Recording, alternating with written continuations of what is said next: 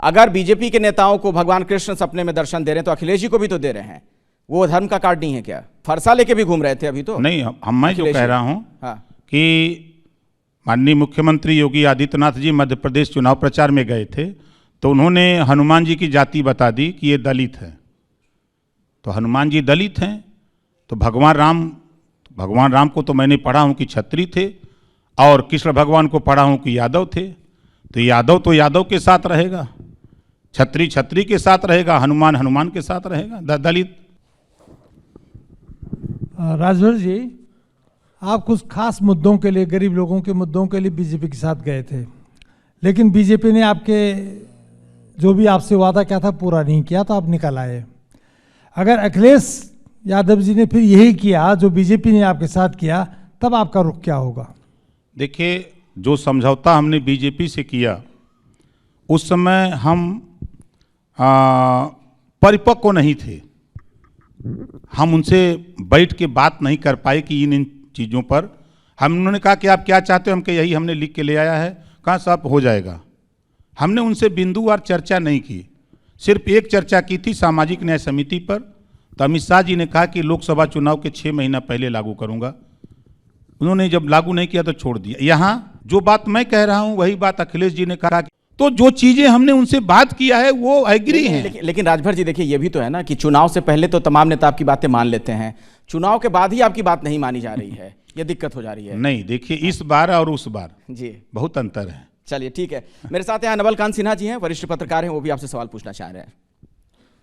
राजभर जी, उत्तर प्रदेश की राजनीति में आप उस सम्मा की तरह हैं जिसके आसपास तमाम राजनीतिक दल परवाने बन के घूमते हैं, लेकिन आप बीजेपी का दिल तोड़ के, ओवैसी से मुंह मोड़ के अखिलेश जी तक पहुंचे, उनके बगल में बैठ गए हैं।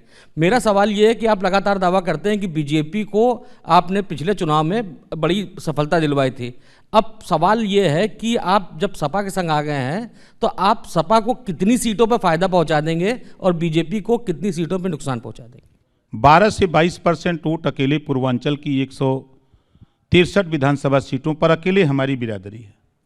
हमने एक योजना बनाई भागीदारी संकल्प मोर्चा में, प्रेमचंद प्रजापति भागीदारी पार्टी, बाबूराम पाल राष्ट्र उदय पार्टी, रामसागर बिन भारत माता पार्टी, जनता उन्नत पार्टी अनिल चौहान, संजय चौहान जनता क्रांति पार्टी, किसड़ा पटेल कमेरावादी, अपना दल कमेरावादी। इस तरह हमने सतीश बंजारा को लिया, उनका एक संगठन था, प्रेमचंद कश्यप का एक संगठन था, गुलाब खंघार का एक संगठन था। हमने एक मोर्चा बनाया। जब उनके बीच में हम जाने लगे, उन लोगों ने कहा कि आपके भी चैनल पे जब मैंने खंघार की बात किया, बंजारा बहेलिया की बात किया, तो संदेश वहां तक आपके माध्यम से पहुंचा। बड़ी तेजी से लोग हमारे साथ जुड़ने लगे। कम से कम आप नाम तो ले रहे हो, आज़ादी के बाद कोई नाम लेने वाला नाम नहीं जानता नेता, आप तो नाम जान रहे हो। तो ये इन लोगों का स्नेह प्यार सहयोग मिलने लगा हमको। और बलिया से हम अगर शुरू करें, 7 सीटें हैं। आज बलिया के 2 मिनिस्टर हैं, 1 सांसद हैं, 1 राज्यसभा हैं और 5 MLA हैं। आप उन्हीं से मिल जाए कभी तो पूछ लीजिएगा। मऊ में पूछ लीजिएगा, आजमगढ़ गाजीपुर पूछ लीजिएगा, बनारस पूछ लीजिएगा, या पूर्वांचल के आप 163 विधानसभा सीटों पर हमारी कुवत कुछ नहीं थी। ठीक है राजभर, लेकिन जिताने की कुवत थी। और आज वही कुवत समाजवादी पार्टी के साथ खड़ी हुई है। हमने रिजल्ट देखा था, 226 सीटों पर समाजवादी पार्टी 48 जीती, शेष पर वो दूसरे नंबर पे थी।